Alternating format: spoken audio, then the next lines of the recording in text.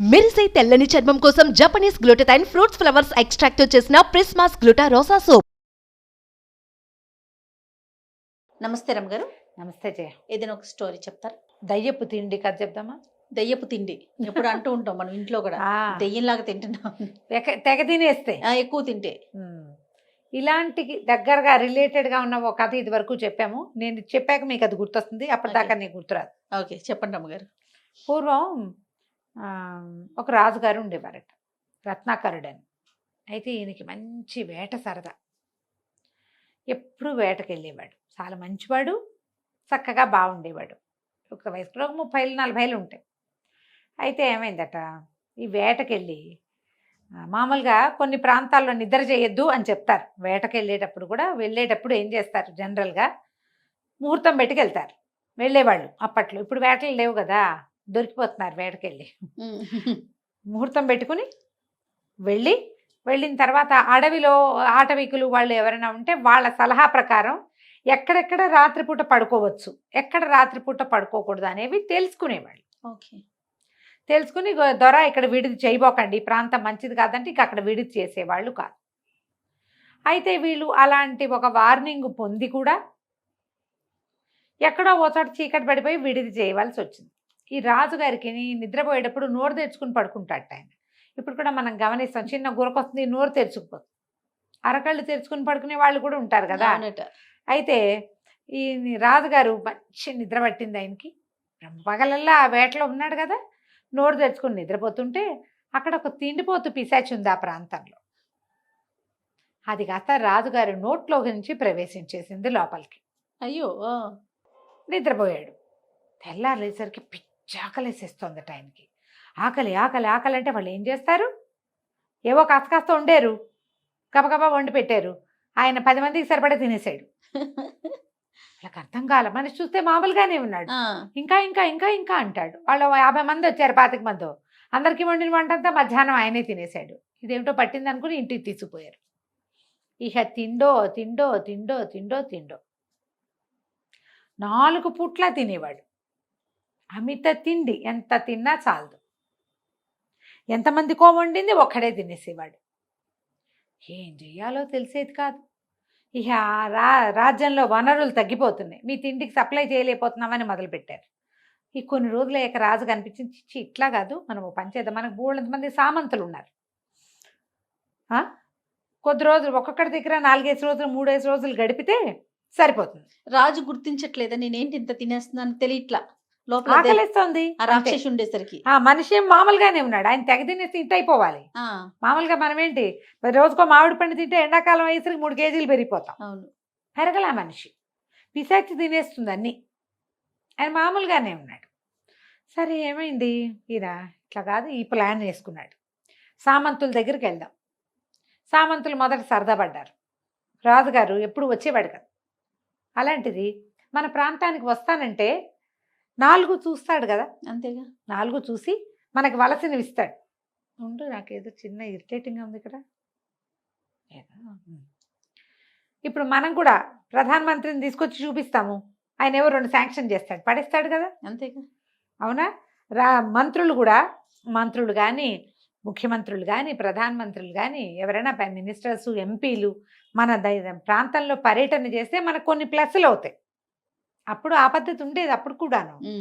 వీళ్ళు వస్తారు, రాజుగారు వస్తే ఏవైనా కొత్త బావులు, చెరువులు, కొన్ని నిర్మాణాలు, తర్వాత కొన్ని ఉద్ఘాటనలు అటువంటివేవో జరుగుతాయని వీళ్ళు ఉత్సాహంగా రండి అన్నారు. మొదట ఒకటి రమ్మన్నాడు.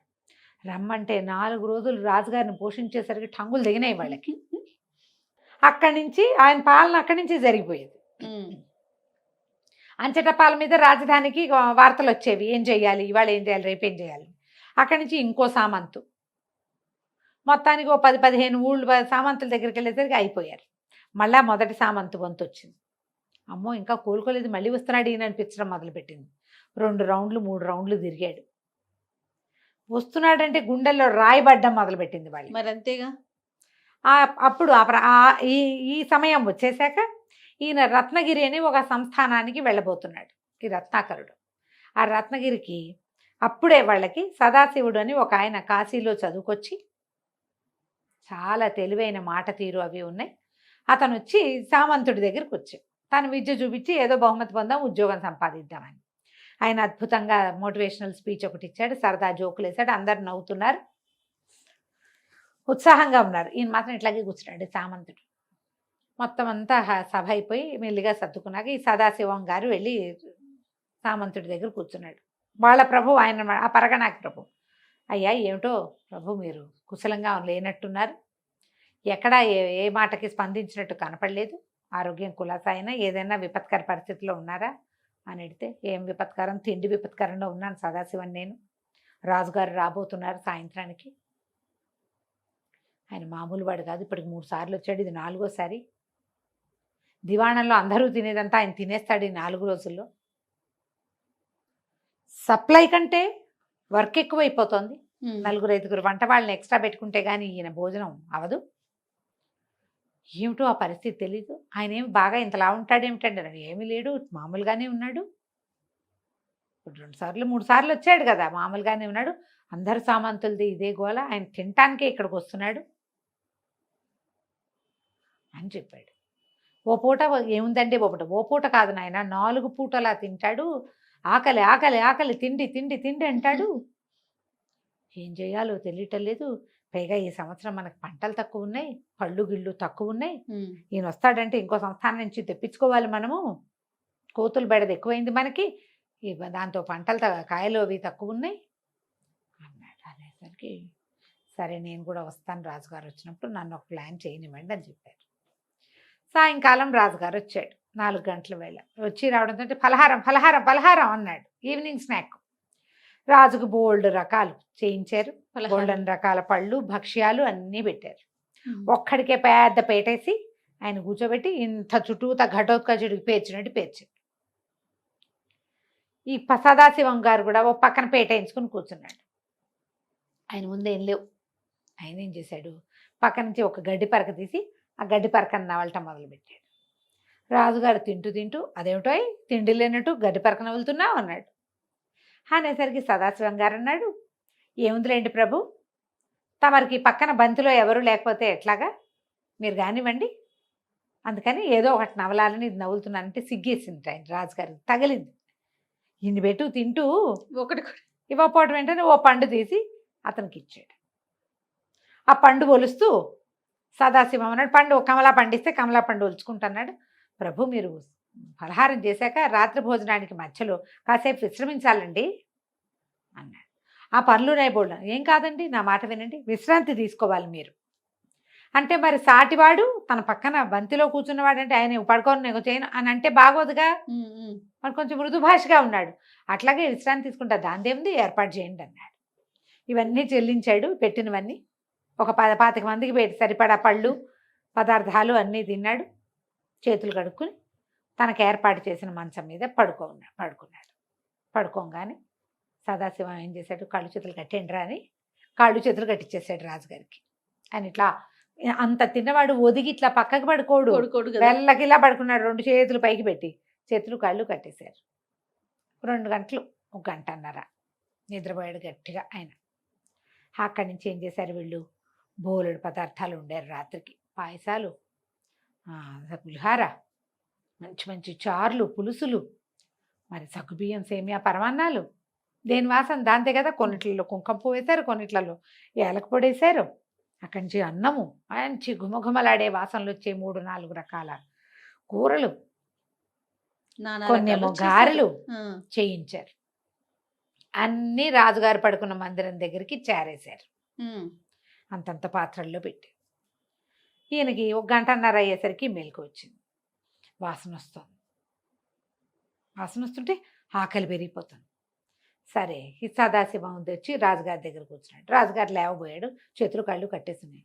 ఏమిటిది చేతులు కాళ్ళు కట్టేశారంటే, ఏముందిలేండి ప్రభు మా పద్ధతి ఇది, నేను ఇదివరకు వచ్చాను అప్పుడెప్పుడు చేయలేదన్నాడు. కాదండి మా రాజుగారు మర్చిపోయారు, మా ప్రభు మర్చిపోయారు, మా పద్ధతి మీరు పడుకోండి, మీకు మంచి కథ చెప్తాను, మీకేం ఇబ్బంది లేదు, పడుకోండి అని పడుకోబెట్టాడు. రాజుకి ఏం చేయాలో తెలియట్లా, కానీ వాసనకి ఉద్రేకం వస్తుంది లోపల నుంచి. ఆకలి అన్నాడు. నేను కథ చెప్తాగా అన్నాడు ఇతను.